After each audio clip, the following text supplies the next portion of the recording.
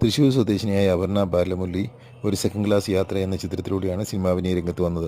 രണ്ടാമത്തെ ചിത്രമായ മഹേഷിൻ്റെ പ്രതികാരം എന്ന ചിത്രത്തിലൂടെ അപർണ മലയാളികളുടെ ഇഷ്ടതാരമായി. ഒരു മുത്തശ്ശി കഥ, സൺഡേ ഹോളിഡേ, സർവോപരി പാലാക്കാരൻ, തൃശ്ശൂർ പേരൂർക്കൃത്തം, Mayaanadhi, Kamuki, BTech, Allu Ramachandran, Mr and Mrs Rowdy, Jeeboomba, Iniyutharam, Kaapa, Thankam, 2018, Dhoomam, Padmini, Kishkindhakandam, Rudram തുടങ്ങിയ ചിത്രങ്ങളിലെല്ലാം അപർണ മികച്ച അഭിനയമാണ് കാഴ്ചവെച്ചത്.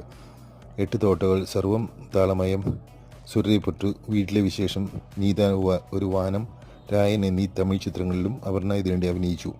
സുരരിപൊട്ടു എന്ന ചിത്രത്തിലൂടെ national film award for best ആക്ട്രസും അപർണ നേടിയെടുത്തു. മലയാളത്തിലും തമിഴിലും വിവിധ സിനിമകൾക്കും ആൽബങ്ങൾക്കുമായി ഈ അനുഗ്രഹീത കലാകാരി ഗാനങ്ങൾ ആലപിക്കുകയും ചെയ്തു. ഉല, മിണ്ടിയും പറഞ്ഞും, മിറാഷ് എന്നീ ചിത്രങ്ങളിൽ അപർണ ഇപ്പോൾ അഭിനയിക്കുന്നു. ഫോബ്സ് ഇന്ത്യ 30 Under 30 2025 അപർണ ഇടം നേടുകയും ചെയ്തു.